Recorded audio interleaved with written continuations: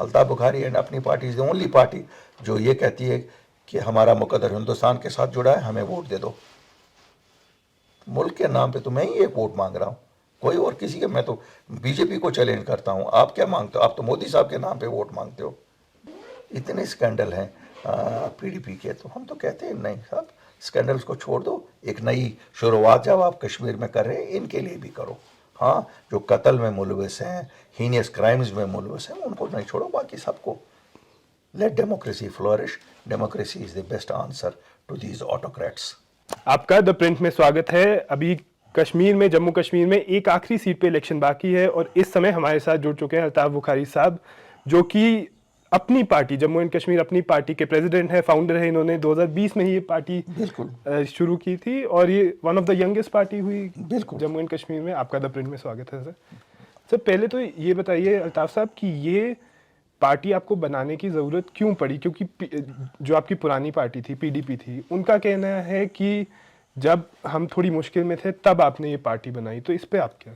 हाँ, मैं आज ये क्लियर करना चाहता हूँ, मुझे 2019 जनवरी में पार्टी से एक्सपेल किया गया। एक्सपेल किस बात पे किया गया?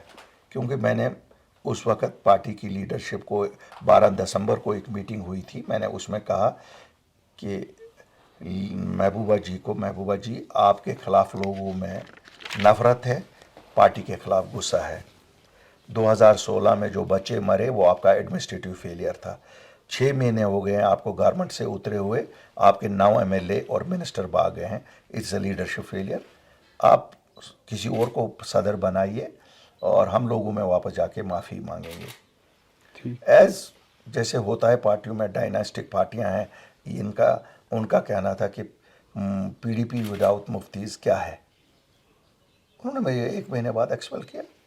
तो मैं तो घर बैठा था, मैंने तो 2019 पार्लियामेंट्री इलेक्शन में फारूक साहब के लिए वोट किया। मेरे पूरी कॉन्स्टिट्यूंसी ने, फारूक नेशनल कॉन्फ्रेंस ने अपील की, हमने वोट किया। तो जब 5 अगस्त 2019 हुआ, जब 370 की एब्रोगेशन हुई, हम भी घर में हाउस अरेस्ट थे, जैसे काफ़ी सारे पॉलिटिशियंस थे। 2-2.5 महीने के बाद जब रिलीज़ हुए तो लोग मैंने देखे डेस्परेट थे, दुकानें बंद थी, बाज़ार बंद थे, गाड़ियां बंद थी, ट्रांसपोर्ट था नहीं, बैंकों का कर्जा चढ़ा हुआ था, सब कुछ। तो मैंने कहा लोगों की तो बात करनी चाहिए। पहले हमने कोशिश की इन लोगों को ही कहना कि साहब सामने आ जाओ, लेकिन मुझे लगा ये जो रिवायती सियासतदान थे, इनका ये था कि यार आज कोई नहीं मरा, जब हमारी सरकारें थी 10-20 दिन के मरते थे, आज इनको क्या सांप सूंघ गया। मैंने कहा शायद ये इंतज़ार कर रहे हैं कि इनके महल तब बनेंगे जब 1000-2000 लोग मरेंगे।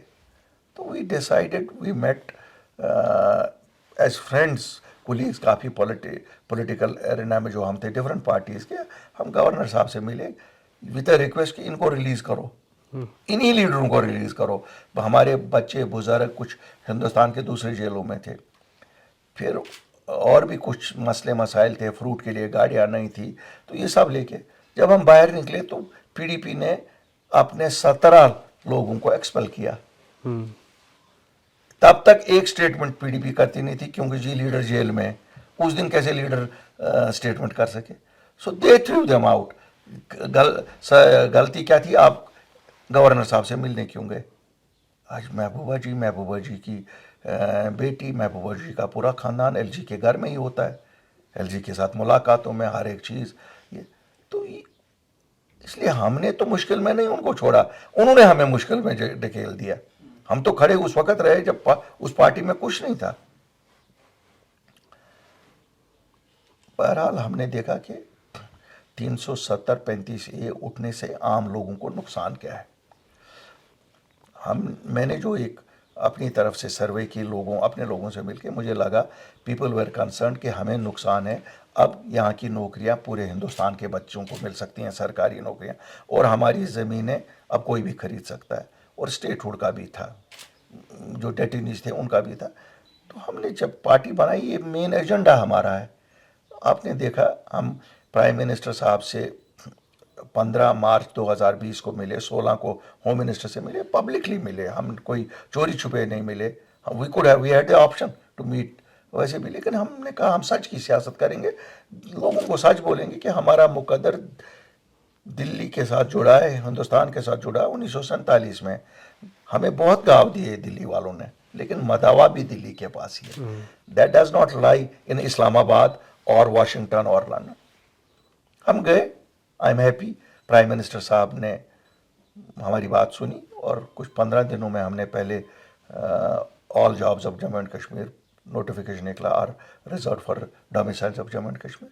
फिर 2-3 महीने में हमें ज़मीनों का लाया, जिसमें 95% land can be bought and sold by only residents of Jammu and Kashmir. मुझे बताओ, आम आदमी के लिए तो इतना ही था। इसीलिए आम आदमी को आप देख रहे हैं 370 से पहले और बाद में फ़र्क नहीं लग रहा है। The credit goes to Altaf Bukhari and Apni party. लेकिन चूंकि हम डोल नहीं बजा सकते, हमारा प्रोपेगेंडा मशीनरी ऐसा नहीं था, हमारा काडर नहीं था जो ये लोगों को बोलता, वरना हम तो वो प्रोटेक्शन वापस लाए हैं। 370 नाम नहीं वापस लाए, बाकी जो उसमें था, हाँ एक चीज़ था, स्टेट फ्लैग नहीं लाए, लेकिन क्या फ़र्क पड़ता है, नेशनल फ्लैग तो है। हम तो नेशनल फ्लैग, ये तो स्टेट फ्लैग शायद इन डायनास्टिक पार्टियों के लिए अच्छा है, क्योंकि इनको लगता था ये राजवाड़ा इनका है, वो दूसरा झंडा लगने से इनको अपना राजवाड़ा लगता था।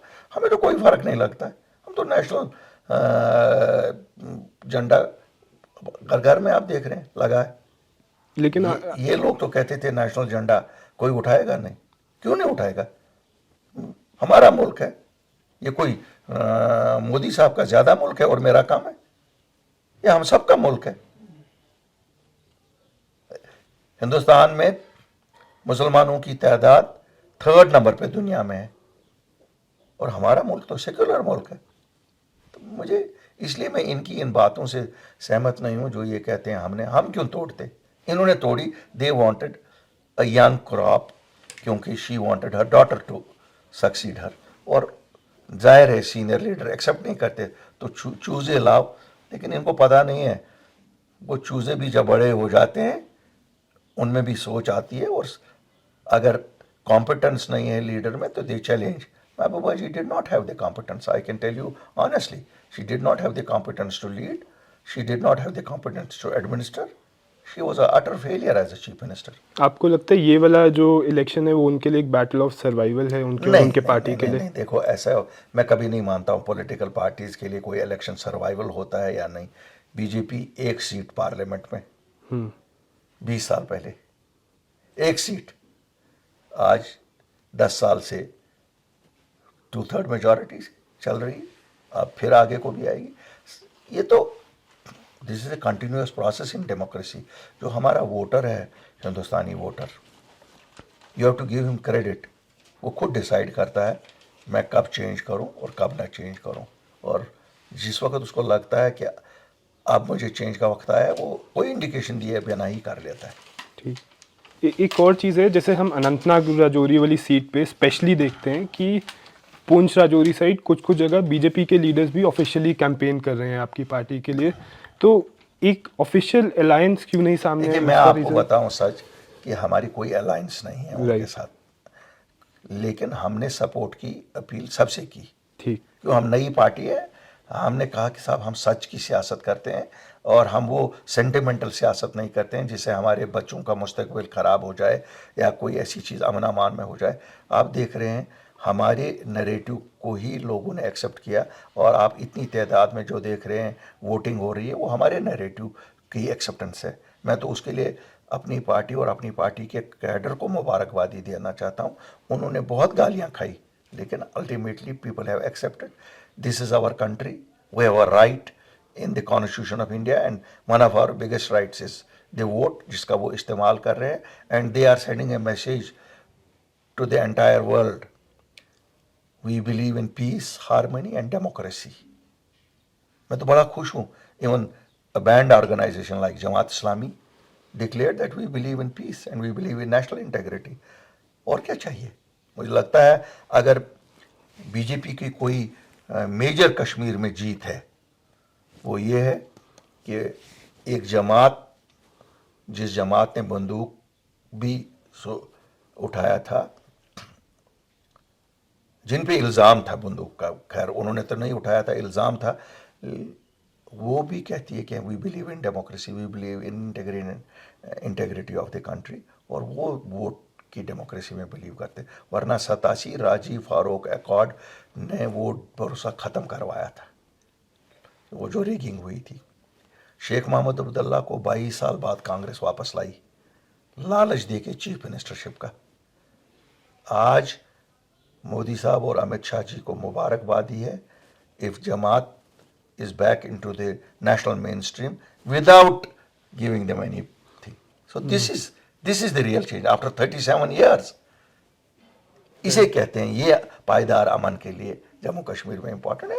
आई tell you, religious organisations are important for our moral values. अगर ड्रग्स के खिलाफ लड़ना है, आपने डाउरी के खिलाफ लड़ना है, जो ये बच्चियों पे अत्याचार हो रहा है, तो वो आप लड़ सकते हो दीन की मदद से। When you have moral science taught, then only these things भी। ठीक है, इनके स्कूलों से गवर्नमेंट को कोई दिक्कत हो सकती है, इनको ऑर्डर निकालो कि सही आपके स्कूलों में वही सिलेबस होगा जो सरकार के स्कूलों में होगा, क्या फ़र्क है? They are an important part of the society, all of them. और मेरा ये भी मानना है, आज क्या हिंदुस्तान के किसी शहर में पत्थर नहीं मारे जाते? एवरीवेयर यू हैव एजिटेशंस जहाँ पत्थर लोग मारते हैं, कुछ भी होता है, तो क्या फिर सबको आप पासपोर्ट बंद करते हैं, सबको नौकरियां देना बंद करते हो? I would appeal the prime minister and home minister, let us take a view that everybody who is not involved in heinous crimes, the FIRs are withdrawn, they are equal citizen as any other citizen of India. लेकिन एक जैसे opposition parties आपको पता है क्या tag use करती है, B team जैसे कहती है, उस पे आप क्या? मुझे शर्म आती है उनकी इस बात पे। सियासत में कोई ए और बी टीम नहीं होती, सियासत में विचारधाराएं होती हैं, सियासत में आपकी अलायंसेस बनती है। मुझे बताओ, शिवसेना और नेशनल कॉन्फ्रेंस PDP में क्या कॉमन है कुछ कॉमन, लेकिन they are partners, they are supporting them. अब इसलिए वो हम एक्सप्लॉइट इसलिए नहीं करते हैं, हमें पता है उनका सपोर्ट यहाँ कुछ नहीं है शिवसेना, लेकिन उन्होंने पैसा भेजा होगा वहाँ से। क्यों? शिवसेना बम्बई में है, वहाँ पैसा बहुत मिलता है, क्योंकि India it is the financial capital of India, तो इन लोगों को पैसा मिल गया। You think Shiv Sena is funding? और क्या, और किस लिए, और क्या अलायंस? वरना देखो, अलायंस होती है या आपको सपोर्ट पब्लिक होगा। जैसे अगर हमने सपोर्ट के लिए अपील की बीजेपी को, हमें लगा कि उनके पास वोट है, जिनके पास वोट नहीं है उनको क्यों आप करोगे? अच्छा, तो इसलिए ये तो बी टीम ए टीम नहीं होता, दीज आर अलायंसेस। एंड मैं आपको सच बताऊंगा, मुझे नहीं लगता है मेरे लोगों के लिए अच्छा है इंडिया अलायंस। क्यों? कांग्रेस जिम्मेवार है हमारी इस तबाही का, और नेशनल कॉन्फ्रेंस जिम्मेवार है। अगर उनकी पर्सनल दोस्तियां नहीं होती शेख मोहम्मद अब्दुल्ला और नेहरू जी की, तो हमारे साथ ये हाल नहीं हुआ होता। तो हम उनकी विचारधारा से एक्सेप्ट नहीं कर रहे हैं। तो इसलिए अगर इनका विचारधारा हमारे नज़दीक है, a strong prime minister is the need for Jammu and Kashmir, a strong government in Delhi is what. आप कह रहे हैं इसका विचारधारा हमारे नज़दीक है, मतलब बीजेपी का विचारधारा? देखिए, उनका एक तो बड़ा क्लियर है कि अमन अमान जम्मू कश्मीर में रखो, तो वही हम उस पर नंबर 1। नंबर 2, वो खानदानीवाद के खिलाफ है, हम भी खानदानीवाद के खिलाफ लड़ रहे हैं। तो इसलिए क्यों ना हम वो क्या नेशनल कॉन्फ्रेंस को सपोर्ट करते? They are fighting against dynasts, they could not support PDP, they are fighting against डायनास।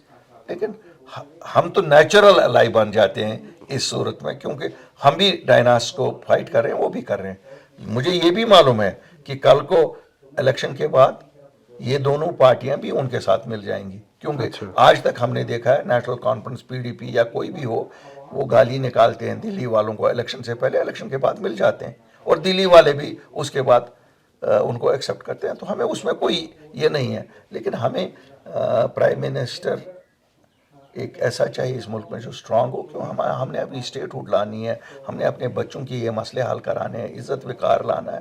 तो मुझे लगता है मैं एक स्ट्रांग प्राइम मिनिस्टर का वोटर हूँ। मुझे जो भी ये कहेंगे कि मैं शायद नरेंद्र मोदी को फिर दोबारा प्राइम मिनिस्टर देखना चाहता हूँ, बिल्कुल मैं बड़ा स्पष्ट करना चाहता हूँ। अब आपने अलायंसेस की भी बात की, तो एक बीच में बात उठी थी जिसमें पीपल्स कॉन्फ्रेंस आपकी और आज़ाद साहब की अलायंस की बात चल रही थी, वो कहाँ पे? हमने कोशिश की, अच्छा, लेकिन हमने कोशिश की कि हमें मिलना चाहिए, लेकिन फिर हमने कहा देखो हम अलग अलग चुनाव निशान पे लड़ रहे हैं, वोट एक दूसरे का ट्रांसफ़र नहीं कर सकते, तो इट इज़ बेटर कि हम अपने अपने चुनाव निशान पे लड़ें। अब बारामूला हमने सपोर्ट किया, पीपल्स हमने कॉन्फ्रेंस सपोर्ट किया पीपल्स कॉन्फ्रेंस को, हमने कैंडिडेट नहीं उठाया। और ये भी हमें पता है कि ट्रांसफ़र करना वोट बड़ा मुश्किल होता है। 30-35% ट्रांसफ़र भी हुआ होगा, उससे ज़्यादा नहीं हुआ होगा। मैं नहीं कहता हूँ आपको कि नहीं जी 100% हुआ होगा। वैसे ही हम नई जमात हैं, हम कोई वोट ये नहीं है कि हमारे पास अब उस कॉन्स्टिट्यूंसी में 10 लाख वोट था, हमारे पास शायद 1.5-2 लाख वोट था, उसमें से उनको भी कुछ मिला होगा। अगर उनको 50% भी मिला होगा तो 70-75 हज़ार मिला होगा, बाकियों को भी लाख एक मिला होगा हमारा। राइट।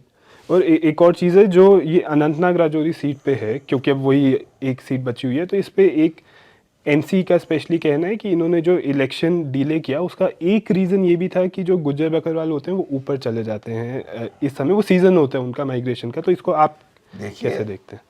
बदकिस्मती की बात है कि ये लोग जो भी बात करते हैं सच पे नहीं करते हैं। रास्ता बांध था Mughal road, that is the only connection. इसीलिए मैं कहता हूँ ये डिलिमिटेशन हमारे हक में नहीं हुई है। ये दोनों पुंछ राजौरी के हक में नहीं हुई है, अनंतनाग के हक में नहीं हुई है। It should have been Anantnag should have been a separate parliamentary constituency, Poonch Rajouri है सेपरेट, क्या फ़र्क पड़ती, 5 की 6 हो जाती। बल्कि मेरी तो डिमांड है अभी कि अगले डिलिमिटेशन में इसको 2 पार्लियामेंट्री कॉन्स्टिट्यूंसी में बनाओ। रास्ता बंद था, वही एक ये, वरना 2 दिन लगते हैं वहाँ से पहुँचने को, जम्मू से पहुँचने को। तो हमने कहा साहब जब रास्ता बंद है तो इसको डिले कर दीजिएगा कुछ। मैं तो आज परसों खुद गया था, मेरे लोग फंस गए, 4 घंटे रास्ता बंद रहा, 5 घंटे रास्ता बंद रहा। दे could not join me in Rajouri rally. देखिए बात तो यही है ना। अब ये प्रैक्टिकल बात नहीं मानेंगे क्योंकि इनकी खता है, ये 70 साल से रहे हैं, इन्होंने टनल क्यों नहीं बनवाई? Why didn't they get a tunnel made on the Mughal road? They should have got it done. उस वक्त तो इनको था कि नहीं साहब राजौरी, पुंछ और शोपियान वालों को क्या मिलाना है। यही लोग तो पावर में थे, नेशनल कॉन्फ्रेंस और पीडीपी वाले। अपनी खता नहीं मानेंगे, लेकिन ये कहेंगे अल्ताफ बुखारी ने ये किया, अल्ताफ बुखारी के लिए ये हुआ। लेकिन आपको लगता है कम पॉपुलेशन आ पाएगी गुज्जर बकरवाल की जो वोट करने? नहीं साहब वो वहीं हैं। अच्छा, वो नहीं गए हैं आपके साथ? कितने लोग आए होंगे? 2-5% लोग आए होंगे। आज तो गाड़ियां लगाई हैं इन्होंने। आज तो अभी ऐड आपने देखा होगा, फ्री गाड़ियां लग रही हैं। मुझे पता नहीं इलेक्शन कमीशन कहाँ सोया हुआ है। नहीं, मेरा मतलब मैंने कहा आज फ्री गाड़ियां नेशनल कॉन्फ्रेंस ने यहाँ से राजौरी के लिए लगाई हैं, गुज्जर बकरवाल्स के लिए।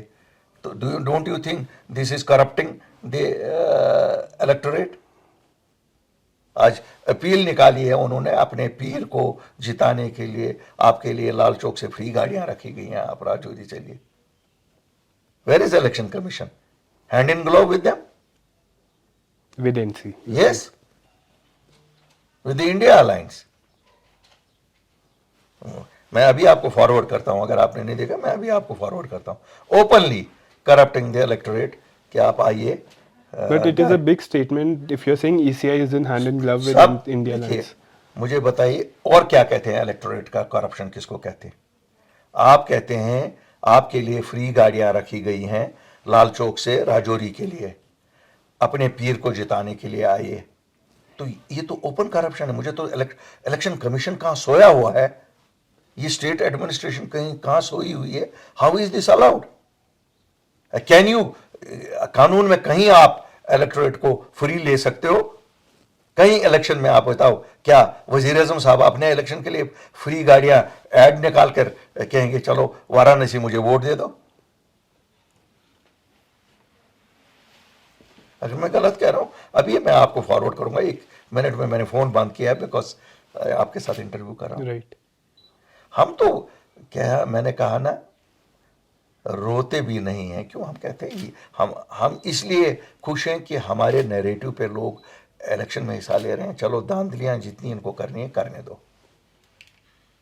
This is not fair.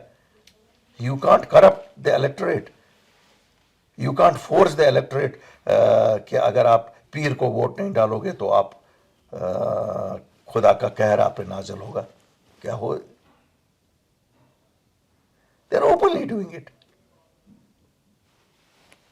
तो ये जो हाई वोटिंग है श्रीनगर में, बारामूला में, रिकॉर्ड वोटिंग है, इसको आप कैसे देखते हैं? मैं इसे बहुत हेल्दी देखता हूँ, मैं इसको जीत देखता हूँ हमारी सियासत का, हमारी नैरेटिव का।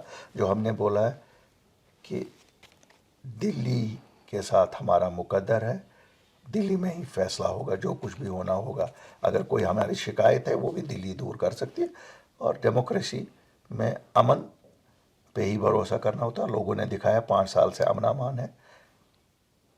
आज इलेक्शन का टाइम आया, उन्होंने दिखाया they believe in the power of vote. So this is real new Kashmir story, new relationship of India and Kashmiris has established by this vote, which is purely without any political interest. Okay.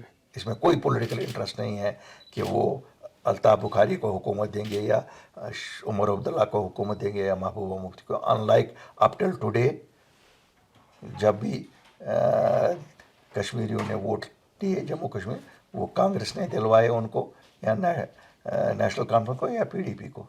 आज ऐसा कुछ नहीं है, लोगों ने अपनी मर्जी से वोट दिया है। और अब असेंबली इलेक्शन भी आ रहे हैं, तो उसमें क्या उम्मीद कहाँ है, देखते हैं अपनी पार्टी को? देखो मैं आपको बताऊंगा, 4 साल की पार्टी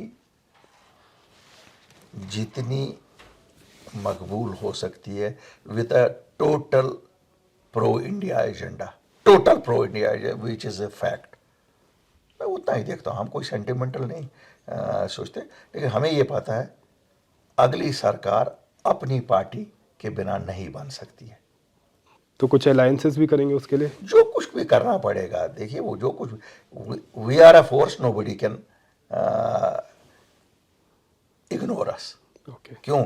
हम एक वो एलिमेंट हैं जो सच को रिप्रेजेंट करते हैं, और सच ही अल्टीमेटली चलता है।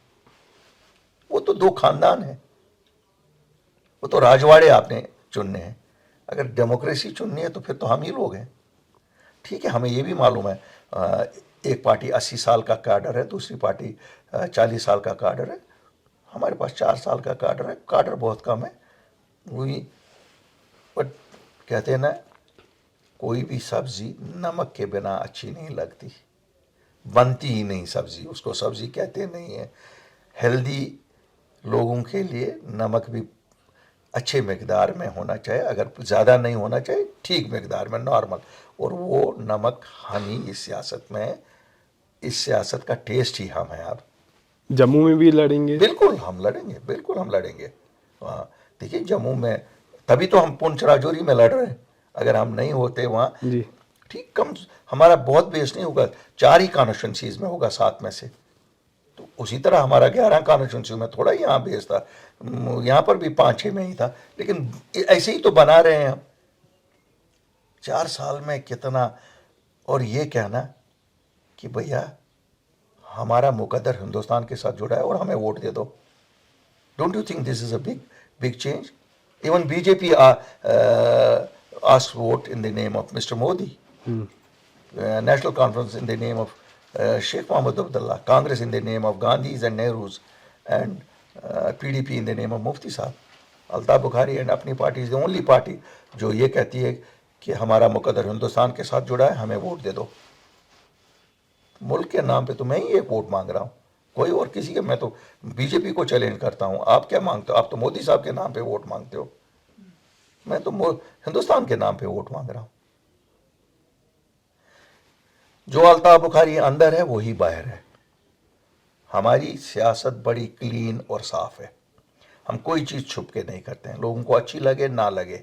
हमें खुद को ये है, आई बिलीव एक दिन मुझे ऊपर खुदा के पास खड़ा होना है, वहाँ मुझे सवाल होगा कि अपने लोगों को क्यों धोखा दिया। उस दिन मेरी उम्मीद है कि मैं खड़ा, सीधा सर खड़ा करके बोलूं, खुदा मैंने झूठ नहीं आपके लोगों को बोला। उनको अच्छा लगा मेरा सच बोलना या नहीं लगा, मैंने सच बोला, and I speak only truth. मैं आपको भी आज बताता हूँ आपके माध्यम से, आपने जो भी व्यूअर्स आपके होंगे, अल्ताफ बुखारी आप लोगों को कभी शर्मिंदा नहीं करेगा। मैं वो आदमी हूँ जो बिलीव करता है कि लोगों की खिदमत सबसे बड़ी पूजा है, और अगर वो किसी सेल्फ इंटरेस्ट के बिना की जाए तो आपके लिए आगे जन्नत ही जन्नत है। और मैं वो करता हूँ। मुझे I am not liked by the traditional politicians because I am not a traditional politician. मैं तो सीधा बोल जाता हूँ, मैं तो वकालत करता हूँ। फारूक साहब ने खता की हैं, काफ़ी खताएँ की है वो, but he should not be sent behind the bars. हमारी क्यों यहाँ परंपरा है, बुज़ुर्ग हैं, बुज़ुर्गों को इज़्ज़त देते हैं। इतने स्कैंडल हैं पीडीपी के, तो हम तो कहते हैं नहीं साहब, स्कैंडल्स को छोड़ दो, एक नई शुरुआत जब आप कश्मीर में कर रहे हैं इनके लिए भी करो। हाँ, जो कत्ल में मुलविस हैं, हीनियस क्राइम्स में मुलविस हैं, उनको नहीं छोड़ो, बाकी सबको। Let democracy flourish. Democracy is the best answer to these autocrats. Okay, right. Thank you so much Altaf Thank saab. आपका भी बहुत बहुत धन्यवाद हमारे साथ जुड़ने के लिए इस इंटरव्यू में। आगे भी और भी न्यूज़ और एनालिसिस के लिए द प्रिंट से जुड़े।